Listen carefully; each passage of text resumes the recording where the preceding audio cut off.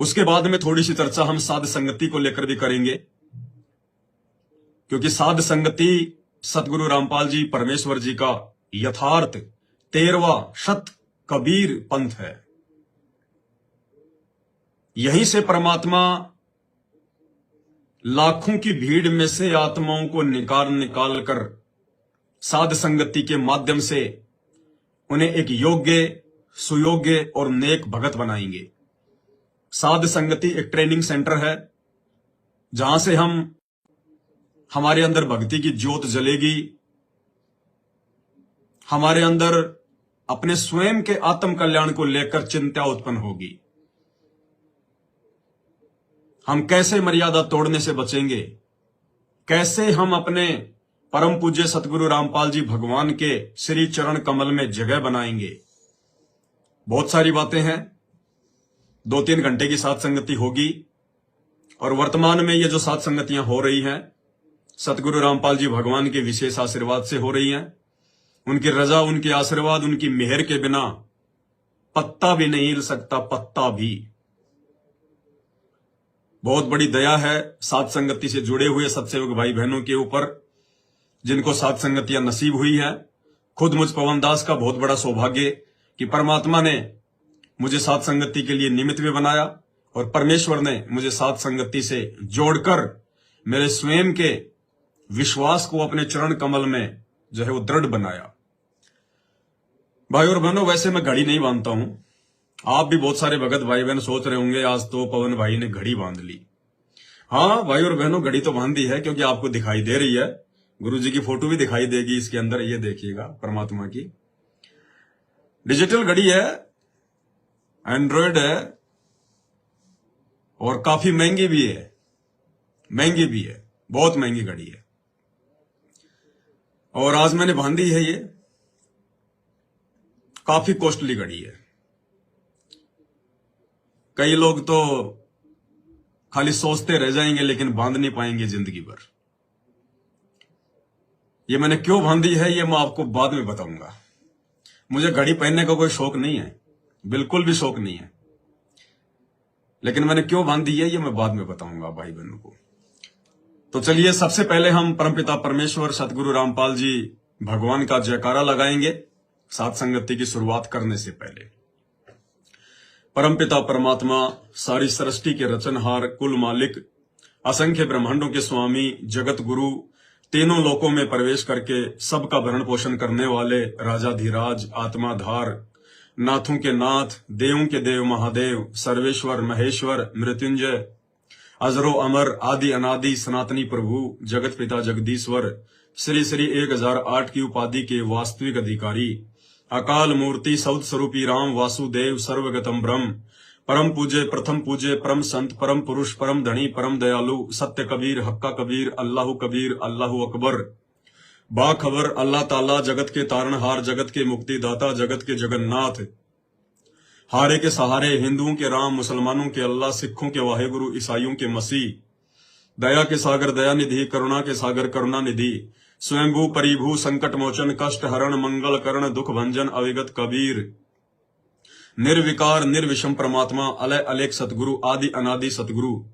असली मर्यादा पुरुषोत्तम, असली राम, असली कृष्ण, असली घनश्याम, असली मुरारी, राजाओं के राजा, महाराजाओं के महाराजा, शहंशाहों के शहंशाह, सम्राटों के सम्राट, भगवानों के भगवान, अल्लाहों के अल्लाह, प्रभुओं के प्रभु, मसीहाओं के मसीह, सच्चे वाहिगुरु, बाबाओं के बाबा, पीरों के पीर, सेठों के सेठ, जगत सेठ, सावड़ सा सेठ, सर्वगुण संपन्न, अनंत कोटि कलाओं के स्वामी, अनंत कोटि ब्रह्मांडों के नायक, योगियों में महायोगी, ध्यानियों में महाध्यानी, सिद्धों में परम सिद्ध, ज्ञानियों में तत्व ज्ञानी, ब्रह्म ज्ञानी, महाज्ञानी, परम ज्ञानी, सर्वश्रेष्ठ ज्ञानी, युवा कबीर, समर्थ कबीर, असमवात, अमित ओजा, सच्चे रहनुमा, करीम अल्लाह, सुभान अल्लाह, दुनिया के अंतिम पैगंबर, 8 सितंबर 1951 से गांव धनाना, जिला सोनीपत, हरियाणा, भारतवर्ष की पावन भूमि पे प्रकट रियल कल की भगवान ब्रह्मा विष्णु महेश के दादाजी कबीर परमेश्वर संत शिरोमणि सतगुरु रामपाल जी परमेश्वर जी के चरण कमल में साध संगति से जुड़े हुए हम तमाम देश विदेश से सभी सत्सेवक भाई बहनों का अनंत कोटि दंडवत प्रणाम। परमपिता परमेश्वर सतगुरु रामपाल जी हम सभी सत्सेवक भाई बहनों को सद्बुद्धि बख्शे, इसी प्रकार से परमात्मा हमें साध संगति से जोड़कर रखे, साध संगतियों के माध्यम से निरंतर हमें नई नई जानकारियां मिलती रहे, अध्यात्म से संबंधित जानकारियां मिलती रहें, परमेश्वर सतगुरु रामपाल जी भगवान के सत्य भक्ति मार्ग से संबंधित जानकारियां मिलती रहें, जिससे हमारा विश्वास हमारे गुरुदेव भगवान के चरणों में यूं ही बना रहे। भाई और बहनों, सतलोक आश्रम मैनेजमेंट हरियाणा के ऊपर किस कदर काल ने अपनी जकड़ बना ली है, आप और हमारी सोच से बाहर। जैसे राम रावण युद्ध में श्री रामचंद्र जी की तमाम सेना को रामचंद्र जी सहित, लक्ष्मण सहित रावण की सेना ने नाग फांस से बांध दिया था, उससे भी बुरी तरह से संत रामपाल जी परमेश्वर जी की 90% सतलोक आश्रमों से जुड़ी हुई संगत को 21 ब्रह्मांड के स्वामी काल निरंजन ने बांध दिया है। संगत का सोचना, विचार करना, चिंतन मनन करना बिल्कुल बंद हो चुका है। लकीर की फकीर बन चुकी है, भेड़ चाल में चल रही है, गांधारी से भी ज्यादा अंधी हो चुकी है, कुंभकर्ण से भी गहरी नींद में सो रही है। ये बातें आपको रोजाना दास बताता ही रहता है लाइव के माध्यम से, क्योंकि अभी हाल ही 18 मई 2024 को हरियाणा के सोनीपत के गोहाना में भारत के प्रधानमंत्री नरेंद्र मोदी की सभा थी, और किस प्रकार से उस काल बलि ने, उस शैतान ने शैतानी पर्चा निकालकर, ये जो पीले पर्चे आते हैं सतलोक आश्रम की तरफ से, ये पीले पर्चे शैतानी पर्चे हैं, ये शैतान की तरफ से आते हैं। कोई नादान ये ना सोचे कि ये पीले पर्चे हिसार जेल से सतगुरु रामपाल जी भगवान भेजते हैं, नहीं, ये शैतानी पर्चे हैं। ये काल प्रेरणा से सतगुरु रामपाल जी का जो कलयुगी परिवार है, जो इन सतलोक आश्रमों को हैंडल कर रहा है अपने धार्मिक धंधे के हिसाब से, ये लोग अपने मनमुखी विचार संगत के ऊपर थोपते हैं काल प्रेरणा से। क्योंकि 21 ब्रह्मांड में 2 ही मुख्य शक्तियां हैं, एक काल और एक दयाल। काल हम सब जानते हैं ज्योति निरंजन है, ब्रह्मा विष्णु महेश का पिता है, दुर्गा का पति है, और दयाल है परम पूज्य सतगुरु रामपाल जी भगवान। दोनों के मध्य सूक्ष्म युद्ध चल रहा है। ये 2 खिलाड़ी हैं, 21 ब्रह्मांड एक मैदान है, और बाकी जितने भी जीव हैं ये फुटबॉल हैं, और ये जीव जिसके पैरों तले आएंगे वही मारेगा जोर से। काल के पैर के नीचे आएंगे तो वो फाउल करेगा, और उस दयाल के पैर के नीचे आएंगे तो सीधा गोल करेगा। तो दया परमपिता परमेश्वर जी की, जिन्होंने अपने सत्सेवक बच्चों को, अपनी वीआईपी आत्माओं को शुरू से ही अपने पैरों के नीचे रखा है, कभी भी परमात्मा ने फाउल नहीं होने दिया। और दुर्भाग्य उस 90% सतलोक आश्रमों से जुड़ी हुई संगत का, जो शुरू से ही उस काल के पैरों के नीचे हैं, निरंतर उनको फाउल करता जा रहा है। भाई और बहनों, उन आश्रमों से जुड़ी हुई संगत को तो काल ने पूरी तरह से ठग लिया है। कोई गुंजाइश नहीं है, और ना आगे उन भक्तों में किसी भी प्रकार की कोई भी सुधार की गुंजाइश है। वो पूरी तरह से डगमग हो चुके हैं, उनके दिमाग ने काम करना बंद कर दिया है, पूरी तरह से संगत काल प्रेरित है। अब काल का दूसरा दाव साध संगतियां हैं, सत्सेवक भाई बहन हैं, जो परमेश्वर की वीआईपी आत्माएं हैं, जो ज्ञान को आधार बनाकर चलती हैं, अपने गुरु को अपने दिल में बसाकर चलती हैं, भगवान मानकर चलती हैं, अपने घर को आश्रम बनाकर मर्यादाओं में रहकर अपनी भक्ति करती है। अब काल का सबसे बड़ा दाव यही होगा कि इन साध संगत से जुड़े हुए वीआईपी भक्तों को, वीआईपी आत्माओं को कैसे तोड़ा जाए। और यह प्रयास वो कोई अब नया नहीं करने जा रहा है। यह प्रयास जब से साध संगतियां शुरू हुई है सन 2016 से, तब से इस काल बलि का निरंतर प्रयास रहा है कि साध संगति से जुड़ी हुई आत्माओं को तोड़ा जाए। बहुत बार उसने प्रयास किया, लोग आंधी की तरह आए, तूफान की तरह भाग गए, उनकी दाल नहीं गली। उन काल एजेंटों को परमात्मा ने साध संगति से निकाला, क्योंकि साध संगति में कचरा बिल्कुल भी परमात्मा को पसंद नहीं है। अच्छी आत्मा होगी तो परमात्मा उसको अपने दिल में बैठाएगा। जरा भी उसके अंतःकरण में मैल आ गया किसी भी बात को लेकर, राग द्वेष ईर्ष्या छल कपट आई, तुरंत परमात्मा, हमें नहीं पता, हम साध संगत से जुड़े हुए भाई बहनों को नहीं पता किसके मन में क्या चल रहा है, क्या दोष आ चुका है। मुझ पवन दास को नहीं पता, मैं भी आपकी तरह 2 कोटि का जीव हूं, एक भगत हूं। मैं तो केवल अपनी ड्यूटी कर रहा हूं जो गुरुदेव भगवान ने मुझे सौंपी है। लेकिन साध संगति का मुखिया केवल एक ही है, सतगुरु रामपाल जी भगवान, वो अंतर्यामी है। उनको पता है कि कौन सी आत्मा के अंदर मैल आ चुका है, कचरा आ चुका है, और परमात्मा उस कचरे को बिल्कुल भी साथ संगति में स्वीकार नहीं करेगा। समय समय पर परमात्मा साथ संगतियों से उस कचरे को निकालते रहते हैं। अच्छे अच्छे भगत जो मेरे साथ में रहा करते थे, जिनको 2-2, 3-3, 4-4 साल हो चुकी थी साथ संगति से जुड़े हुए, और जैसे उनके मन में जरा सा दोष आया, मौका जरूर देता है परमात्मा, संभलने का, सुधरने का मौका देता है, लेकिन वो काल प्रेरित आत्माएं परमेश्वर के उन मौकों को ठुकराती रहती हैं। उनके मन में मान बढ़ाई आ जाती है, राग द्वेष आ जाता है, ईर्ष्या आ जाती है, और एक समय के बाद परमात्मा उनको ऐसी ठोकर मारता है, ना वो घर के रहते, ना वो घाट के, धोबी के कुत्ते बन के फिर वो इधर उधर फिरते रहते हैं। तो समय समय पर साथ संगति में काल अपने दूत भेजता है भगत बनाकर, और समय समय पर परमात्मा उन दूतों की गंदी हरकतों के चलते उनको साथ संगति से बाहर का रास्ता भी दिखा देते हैं। और मुझ पवन दास की तो ड्यूटी है भाई और बहनों, मेरी ना किसी से दोस्ती है, ना किसी से मेरी दुश्मनी है। मैं तो अपने परमात्मा जी के वचन पर चलता हूं, उनके विधान पर चलता हूं। परमात्मा कहते हैं, कबीरा खड़ा बाजार में ना कहूं से, कबीरा खड़ा बाजार में मांगे सबकी खैर, ना कहूं से दोस्ती, ना कहूं से बैर। और परमात्मा ने हमें रोज यही सिखाया है नित्य नियम में, एक शत्रु एक मित्र है, भूल पड़ी रे प्राण, यम की नगरी जाएगा शब्द हमारा मान। और कबीर सागर में, अनुराग सागर की एक वाणी में परमात्मा ने समझाया कि जो सच्चे भगत होंगे, जिनको परमात्मा छांट देगा अलग से अपनी लाखों की संगत में से, वो भगत यदि पक्षपात करेंगे तो उनका भी बेड़ा गर्क हो जाएगा, जैसे आज 90% आश्रमों से जुड़ी हुई संगत का हो चुका है। तो भाई और बहना, विशेषकर दास तो ये गलती नहीं करेगा, क्योंकि दास ना तो किसी से संगत में दोस्ती करता है और ना ही दास किसी को अपना दुश्मन समझता है। लेकिन जो दास को जो प्रेरणा सतगुरु रामपाल जी भगवान करते हैं, दास मुंह पे बोल देता है, चाहे कोई नाराज हो जाए या चाहे कोई जो है खुश रहे, मुझे इससे कोई फर्क नहीं पड़ता। नाराज होकर मेरा कुछ नहीं बिगाड़ पाएगा, खुश होकर मुझे वो कुछ दे नहीं पाएगा, क्योंकि मुझे उनका कुछ चाहिए भी नहीं। मुझे देने वाला मेरा परमात्मा है, रास्ता चाहे कोई भी निकाले। तो भाई और बहनों, समय समय पर जो कचरा साथ संगति में जमा हो जाता है, आप सभी भगत भाई बहनों को उसकी जानकारी देना बेहद जरूरी होता है। और देखिए, जो परमात्मा के वचन को तोड़कर जो चलेगा वो कभी सुखी नहीं हो पाएगा।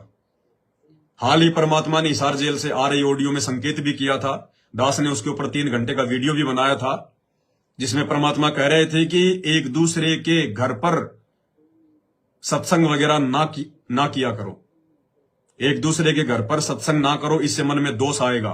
काल अपना दाव लगाकर बैठा है, और काल ने दाव लगाया कुछ एक आत्माओं पर।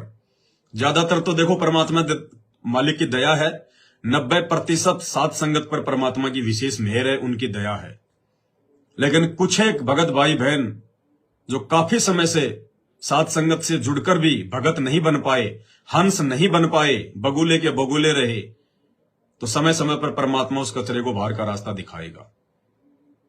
तो मेरी जिम्मेदारी है कि मैं आपको उन लोगों से रूबरू करवाऊं, मैं आपको उनके नाम बताऊं, मैं आपको उनकी पहचान कराऊं, ताकि आप लोग सावधान रहें। आगे आपने फंसना है या बचना है, यह आपका अपना विषय है। दास की ड्यूटी दास करता आया है, और आगे भी परमात्मा मौका देंगे, दास जो है वो करता रहेगा। बहुत सारे भाई बहन हैं जो सात संगति का लोगो भी लगाकर रखे हुए हैं, और वो सात संगति से आउट भी हो चुके हैं, मनमाने तरीके से चल रहे हैं, अपनी मनमानियां करते हैं, उसी प्रकार से भक्तों को इकट्ठा करते हैं। 2, 4, 5, 10 भगत जो भी आते हैं, बेचारे भोले वाले, जिनको भी मालूम नहीं है उनके विषय में, उनको फिर वहां बुलाकर वही उल्टी सीधी बातें बोलना। तो भाई और बहनों, एक उत्तर प्रदेश के बांदा से अशोक दास जी हैं, थोड़े बहुत दिन वो पहले सात संगति में रहे थे, उनके घर पर भी 3-4 बार सात संगतियां हुई थी बांदा में। काफी लोग उनके संपर्क में आ गए थे, क्योंकि काल हमेशा अपना यही दाव खेलता है।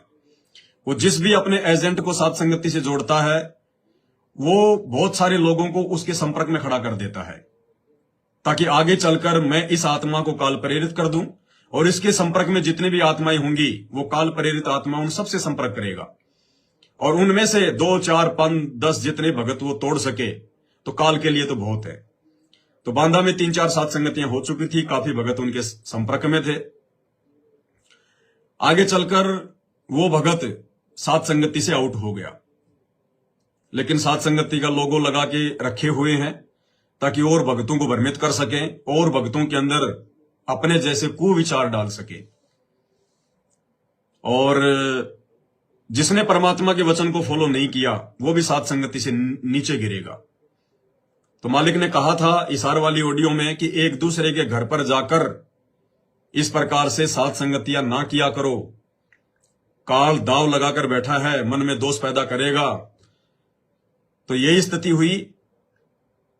उत्तर प्रदेश के हमीरपुर से एक मोहनलाल जी हैं, जिनके घर पर भी 2-3 बार सात संगतियां हो चुकी हैं।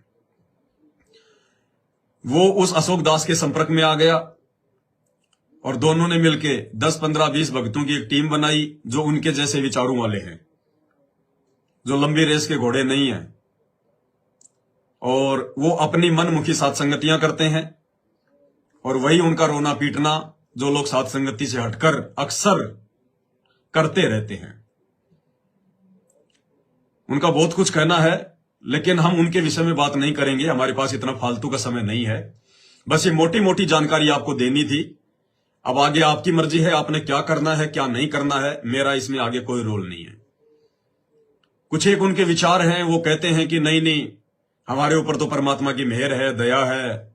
फलाने भगत के बच्चे को परमात्मा ने दर्शन दिया, अशोक दास के भगत को परमात्मा ने जो है प्रथम नाम दे दिया, उसकी बेटी को परमात्मा ने जो है प्रथम नाम दे दिया, उसके दोनों बच्चों के परमात्मा ने नाम भी चेंज कर दिए, सतगुरु रामपाल जी भगवान ने।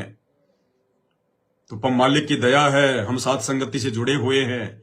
भाइयों, ये बहुत लंबा चौड़ा विषय है। परमात्मा अगर किसी को दर्शन दे रहे हैं, किसी के घर पर प्रकट हो रहे हैं, तो इसका मतलब ये नहीं कि आप बहुत अच्छे भगत हैं, वीआईपी भगत हैं, आप परमात्मा के दिल में बसे हुए हैं, आप सात संगति से जुड़े हुए हैं। ये लंबी चौड़ी कहानियां हैं, परमात्मा के सत्संग सुनोगे तब पता चलेगा।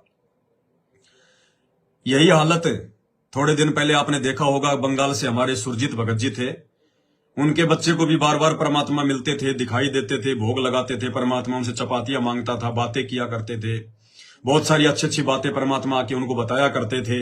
सुरजीत भगत जी फिर वीडियो बना बना के डाला करते थे। और फिर कैसे आगे चलकर सुरजीत भगत जी के ऊपर काल ने अपना डोरा डाला, अपनी चाल चली और उसको अपने जाल में फांस लिया। लेकिन सुरजीत भगत जी के ऊपर मालिक की दया हुई, परमात्मा ने फिर से उनको संभाल लिया। एक बार फिर से उनको परमात्मा ने मौका दिया। और मौका क्यों दिया भाई और बहनों, उसके पीछे एक रीजन है। भाई और बहनों, सबसे बड़ा जो रोग है वो परमात्मा ने बताया मान बढ़ाई। मालिक कहते हैं राज त्यागना सहज है और सहज नारी का ने। इंसान अपनी औरत को भी छोड़ सकता है, राजपाट भी छोड़ सकता है, पर मान बढ़ाई ईर्ष्या दुर्लभ तजनाइए। और यही कारण रहा, सुरजीत भगत जी को परमात्मा ने वापस सात संगति से जोड़ दिया। फिर से परमात्मा ने उनको सद्बुद्धि दी, अपना आशीर्वाद दिया। फिर से भाई अपने वीडियो बनाने लगा है, भगत भाई बहनों के विश्वास को जो है वो दृढ़ करने लगा है। क्यों? क्योंकि सुरजीत भगत जी के अंदर मान बढ़ाई नहीं थी, उसके अंदर अहंकार ने जगह नहीं की, जिस कारण से वो बच गया। वो पति पत्नी के रिश्तों से भी दूर है, भाई बहन का रिश्ता है उनमें आपस में। उसके बावजूद भी काल ने उसके ऊपर दाव अपना चलाया, लेकिन मान बढ़ाई से दूर होने के कारण, अहंकार से दूर होने के कारण, दास भाव होने के कारण परमात्मा ने फिर से उस भाई को मौका दिया, सात संगति से जोड़ दिया। अब यह स्थिति यहां पर नहीं है। जो बांदा वाले भगत जी हैं, हमीरपुर वाले भगत जी हैं, अशोक दास जी और मोहन दास जी, हालांकि स्त्री भोग से ये दोनों भी दूर हैं। इन्होंने भी अपनी अपनी जो है पत्नियों को जो है अपनी बहन का दर्जा जो है वो दिया हुआ है। लेकिन परमात्मा की वाणी भी तो वही वाणी है, वो भी तो अमर है, अटल है कि राज त्यागना सहज है और सहज नारी का ने। मान बढ़ाई ईर्ष्या दुर्लभ तजनाइए। आप अपनी स्त्री को भी छोड़ सकते हो, राजपाट भी छोड़ सकते हो, लेकिन ये मान बढ़ाई और ईर्ष्या, परमात्मा ने ये इन दोनों से भी भयंकर रोग बताया। और ये दोनों भगत मान बढ़ाई और ईर्ष्या के शिकार हो चुके हैं। और मुझे नहीं लगता कि वापस ये सात संगति में अपनी जगह जो है वो बना पाएंगे। ये केवल एक छोटी सी बात को लेकर फूला नहीं समा रहे, क्योंकि दास ने इनके वीडियो देखे इसलिए दास बता रहा है, वैसे बिना देखे दास नहीं बोलता, क्योंकि इनके अंदर भयंकर बदबू आ रही है मन बढ़ाई की। भक्तों को उल्टी सीधी बातें बोलकर दूर कर रहे हैं। 10वें अंश का पैसा नहीं देना, हमने अपने पास में रखना है, किसी को सेवा नहीं देनी। अरे भैया, मैं कोई भीख थोड़ी मांगता हूं तुम्हारे से। इनको ये लगता है कि पवन दास तो हमारी भीख के ऊपर जी रहा है। अरे मैं अपने परमात्मा के रहमो करम पे जिंदा हूं, भक्तों की भीख पे जिंदा नहीं हूं। और मैं तो उल्टा बोलता हूं भक्तों को, भैया मुझे पैसा नहीं चाहिए, मुझे पैसा नहीं चाहिए, मुझे सेवा नहीं चाहिए। है कोई ऐसा कोई संगत में देखा है कभी आज तक? ये सतलोक आश्रम मैनेजमेंट हरियाणा पिछले 10 वर्षों से भिखारी की तरह झोली फैलाकर बैठा है। इतना पैसा, इतना दान धर्म आने के बाद भी आज तक इन्होंने कभी नहीं कहा कि भक्तों अब हमें दान की आवश्यकता नहीं है, अब हमें आपके ज्योति पाठ और 10वें अंश की आवश्यकता नहीं है। केवल ये दास है, पवन दास, परमपिता परमेश्वर सतगुरु रामपाल जी भगवान का अदना सा कुत्ता। जब आवश्यकता होती है तो भाई बहनों को बोलता हूं, आपकी आंखों के सामने सेवा होती है, आपके घरों पर कोरियर के माध्यम से सामग्री जो है पहुंचाई जाती है। हर चीज का आपको ऑनलाइन आके मैं जो है मतलब विवरण देता हूं। और जैसे सेवा पूरी हो जाती है, दास आप सबको लाइव आकर बोलता है, भैया अब मुझे पैसों की आवश्यकता नहीं है, कोई भाई बहन मुझे पैसा ना डाले, सेवा ना डाले। आवश्यकता होगी तो लाइव आकर हम बता देंगे। है कोई संगत में ऐसा? तो भाई हमें पैसे की आवश्यकता नहीं है। अब ये छोटी सी बात को लेकर फूला नहीं समा रहे, क्योंकि हम इस विषय को ज्यादा लंबा नहीं खींचेंगे, ये हमारी मतलब की बातें नहीं है ज्यादा। ये एक छोटी सी बात को लेकर फूला नहीं समा रहे। वो हमीरपुर वाले मोहनलाल जी कह रहे हैं कि अनीता बहन जी, अशोक भाई जी बांदा वाले, उनके दोनों बच्चों को आकर परमात्मा ने प्रथम नाम दे दिया। बोला बेटा 2 महीने बाद में सतनाम दूंगा।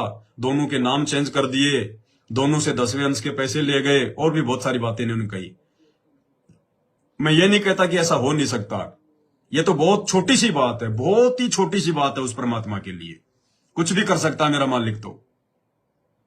लेकिन खाली इसी बात को लेकर यह कहना कि हम साथ संगति से जुड़े हुए हैं, हम सत्सेवक हैं, नहीं। अरे उन बच्चों का क्या दोष है बेचारों का? वो तो बेचारी निर्मल आत्मा है परमात्मा की। एक तो 5-6 साल का होगा, एक बेचारा जो आपकी जो बेटी है वो 7-8 साल की होगी। वो तो नादान है बेचारे, वो तो माता पिता के अधीन है। आप लोग साथ संगति से जुड़े तो वो भी जुड़ गए, आप लोग हटे तो वो भी हट गए। बच्चे को ज्ञान आधार से थोड़ी ना चलते हैं, बच्चे तो माता पिता के अधीन होते हैं। जैसे माता पिता कहेंगे वैसा करेंगे। कल को आप संत रामपाल जी को छोड़कर राम रहीम के डेरे में चले जाओगे, वो बच्चे दोनों वहां भी चले जाएंगे। वो तो बेचारी मालिक की आत्मा है, वो निर्मल आत्मा है, उनका दोष नहीं है, उनका दोष नहीं है।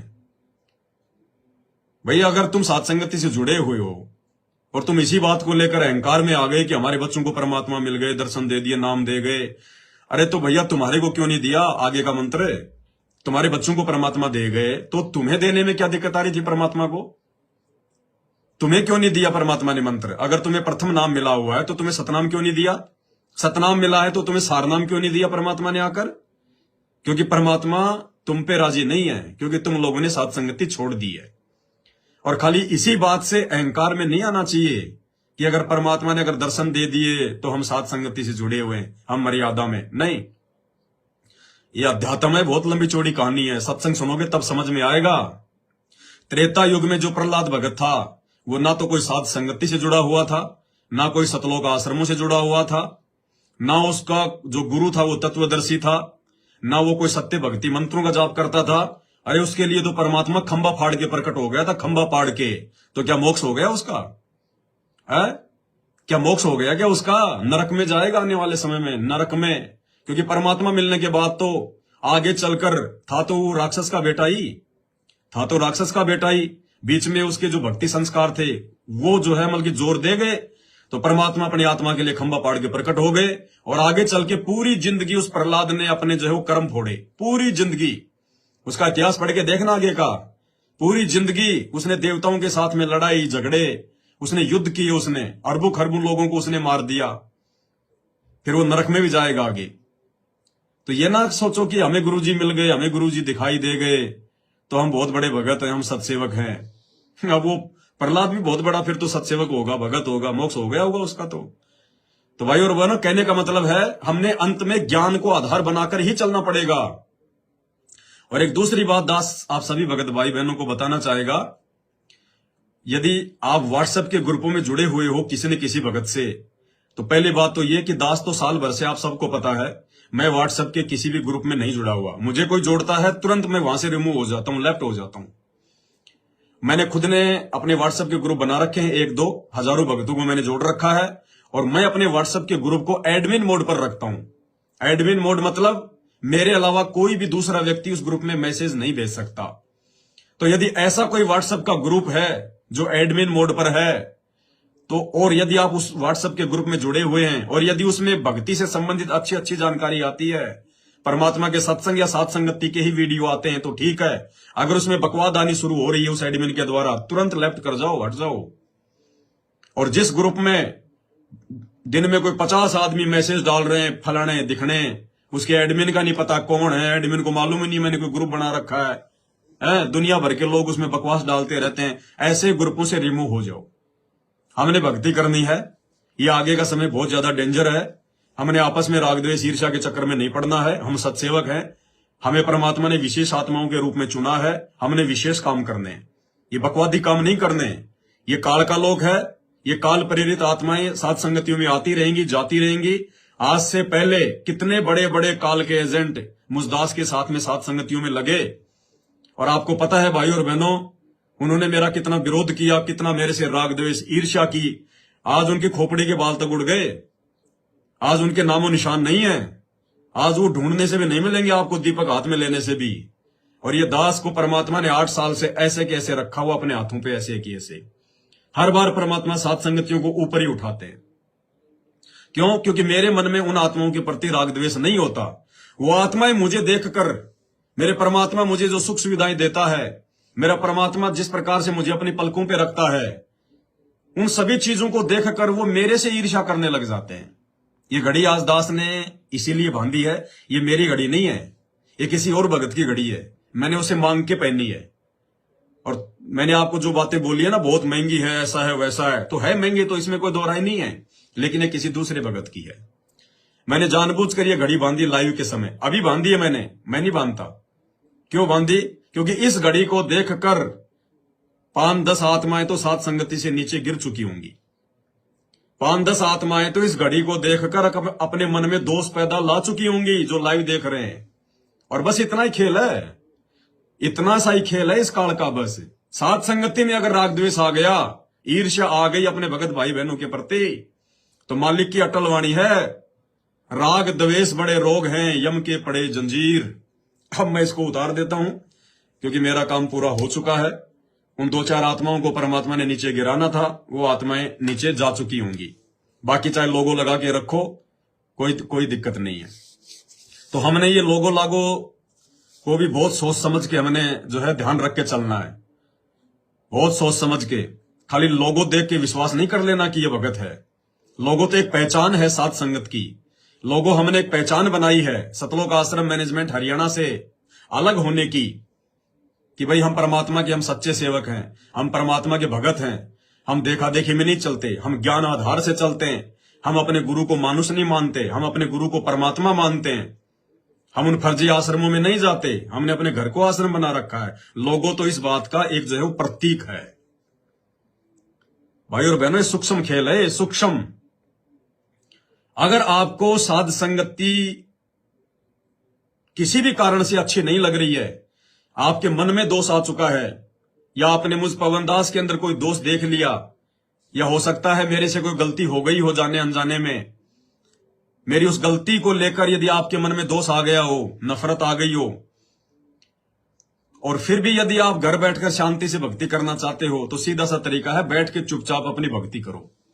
अगर बकवाद करनी शुरू कर दी, अटपट शुरू जो है वो कर दी, उसी समय नीचे गिरोगे, तुरंत वहां से नीचे गिरोगे, तुरंत। ये रूल है, सतलोक जाना है, खाली त्रिकुटी से वापस नहीं आना। तो सतलोक परमात्मा ऐसी निकम्मी आत्माओं को नहीं लेके जाएगा, जो छोटी छोटी बातों को लेकर, बेफुजील की बातों को लेकर, अपनी सोच से अपने मन में फालतू की शंकाएं पालकर, जो अपने ही सत्सेवक भाई बहनों से राग द्वेष करते हैं, ईर्ष्या करते हैं, निंदा चुगली करते हैं। अरे ऐसी आत्माओं को परमात्मा सतलोक ले जाके क्या करेगी? ये गंदापन जब वहां हमारे अंदर आ चुका था, तभी तो परमात्मा ने हमारे को नीचे पटका। इस गंदे और घटियापन के साथ भाई परमात्मा सतलोक लेके नहीं जाएगा। तो भाई और बहनों, बीच बीच में आपको ये जानकारी देना बहुत ही जरूरी है, क्योंकि काल का बहुत भयंकर इस समय संगत के ऊपर प्रहार हो रहा है। आप और हमें तो महसूस नहीं हो रहा, क्योंकि आप और हमारे ऊपर तो परमात्मा ने अपने आशीर्वाद रूपी छतरी जो है फैला रखी है, इसलिए आप और हमें महसूस नहीं हो रहा। जैसे किसी व्यक्ति के रूम में जेठ के महीने में, गर्मी के महीने में एसी अगर लगी हुई हो तो उस आदमी को नहीं पता कि बाहर का टेम्परेचर क्या है। बाहर जो आदमी काम कर रहे हैं, जो मजदूरी कर रहे हैं, जो रोड पर चल रहे हैं, जो गाड़ियां चला रहे हैं, उन आदमियों के साथ में क्या बीत रही है। शर्ट निकाल निकाल के, बनियान निकाल निकाल के बेचारे अपने हवा डाल डाल के पता नहीं कैसे टाइम पास कर रहे हैं। तो आप और हमें परमात्मा ने अपने साथ संगति रूपी एसी बस में बैठा रखा है, इसलिए हमें इतना महसूस नहीं हो रहा कि बाकी 90% संगत के साथ में क्या बीत रही है, क्या हो रहा है। आए दिन मर रहे हैं, हमें इसकी जानकारी नहीं है, ये बात अलग है। जैसे जिन जिन लोगों ने कोरोना का टीका लगवाया, अब उन लोगों की आए दिन जवान जवान लोगों की कैसे अकाल मौत हो रही है। कोई हार्ट अटैक से मर रहा है, किसी के खून का थक्का जम रहा है, कोई चलते चलते मर रहा है, कोई छोटी छोटी जो है मतलब रोग होते ही मर रहा है। अब इस बात का किसी को पता नहीं चल रहा, क्योंकि वो अलग अलग जगह पे है। अब कौन से गांव में कौन मर गया कोई प्रचार थोड़ी करेगा, अखबारों में थोड़ी आएंगे कि आज वो जवान मर गया, आज वो जवान मर गया, लेकिन मर बहुत रहे हैं हजारों की संख्या में। तो ठीक इसी प्रकार भाई और बहनों, सतलोक आश्रम मैनेजमेंट हरियाणा से जुड़े हुए भाई बहन जो बिल्कुल भी मर्यादा में नहीं है और निरंतर वर्तमान में कुकर्म ही करते जा रहे हैं, ज्ञान विरुद्ध कुकर्म कर रहे हैं, जिसके चलते परमात्मा का आशीर्वाद उनके सिर से हटा हुआ है। काल का दबाव भयंकर है और उनकी बैटरी जो है डिस्चार्ज होती जा रही है। आए दिन वो काल की भेंट चढ़ते जा रहे हैं और आने वाले समय में 2025 में आपको भाई साहब स्पष्ट दिखाई देगा, स्पष्ट संत रामपाल जी के भक्तों के साथ में क्या होगा स्पष्ट दिखाई देगा आपको। उन आश्रमों में चिड़ी का बच्चा भी जाने से डरेगा, चिड़ी का बच्चा भी जो है वो जाने से डरेगा। तो भाई और बहनों, हमने बहुत ही सावधानी से, बहुत ही जागरूक होकर हर विषय पर, हर पॉइंट पर हमने सोच विचार कर आगे बढ़ना है। किसी का फोन आता है, आपस में कोई अगर राग द्वेष की बात करे, अगर कोई सत्सेवक का फोन आता है, आपके किसी जानकार का फोन आता है, आप साथ संगतियों में जाते थे, आपने आपस में उनके नंबर ले लिए, बीच बीच में बातें होती रहती हैं। अब किसी न किसी कारण से वो काल प्रेरित हो गया तो वो चुपचाप तो बैठेगा नहीं, क्योंकि काल के जीव की ये पहचान होती है। वो चुपचाप नहीं बैठेगा, वो अपनी अटपट करेगा, 2 4 5 10 को अपने लपेटे में लेगा, तो फोन उसी को करेगा जिसके पास उसका नंबर होगा। तो आपके पास अगर इस प्रकार के किसी भगत भाई बहन का फोन आए, अटपट करे, तो समझ जाना आप उसी समय फोन काट दो और बोल दो भैया दोबारा फोन मत करना। आपकी और हमारी कोई रिश्तेदारी नहीं है। सात संगतियों में अगर हम लोग अगर मिला करते थे तो परमात्मा की ज्ञान चर्चा के लिए मिला करते थे, मालिक की महिमा के लिए मिला करते थे, रिश्तेदारी जोड़ने के लिए तेरे नंबर नहीं लिए थे। तेरे नहीं समझ में आ रहा तो छोड़ दे, बकवाद क्यों कर रहा है। तेरे नहीं समझ में आ रहा तो छोड़, क्यों बकवाद कर रहा है, अपनी भक्ति कर। तेरे को भक्ति करनी है ना, या तेरे को उसके पीछे लगना है। तो 2 टूक जवाब दो, 2 टूक जवाब, और तुरंत उसको ब्लॉक मारो वहां से, क्योंकि हमारा किसी से कोई रिश्ता नहीं, किसी से कोई रिश्तेदारी नहीं। हमारा सबसे बड़ा रिश्ता हमारे परमात्मा से, सबसे बड़ी रिश्तेदारी हमारी उस परमात्मा के ज्ञान से, और उसके बाद में तीसरे नंबर पर हमारे उन भगत भाई बहनों से जो परमात्मा के ज्ञान को आधार बनाकर, जो स्वयं भी मर्यादाओं में रहकर एक दास की भूमिका निभा रहा है, और अपने दूसरे भगत भाई बहनों को भी जो प्यार प्रेम से जो आगे बढ़ने की सत्प्रेरणा दे रहे हैं। केवल हमारा उन्हीं से नाता है और किसी से कोई नाता नहीं है, क्योंकि हमने यहीं पे एक दूसरे के साथ में खैचातानी करके, मन मुटाव करके, राग द्वेष करके हमने यहीं काल के जाल में नहीं रहना है। ये हमारी एग्जाम चल रहा है, हमारी परीक्षा चल रही है। परमात्मा वहां बैठा बैठा हुआ अंतर्यामी भगवान सब कुछ देख रहा है। वो 90% सतलोक आश्रमों से जुड़े हुए लोगों को भी देख रहा है, हम सत्सेवकों को भी देख रहा है। तो हमने तो अपने परमात्मा को प्रसन्न करना है, हमने किसी से राग द्वेष ईर्ष्या नहीं करनी है। जो करेगा अपना पाएगा। तो ये बातें हमने ध्यान रखनी है।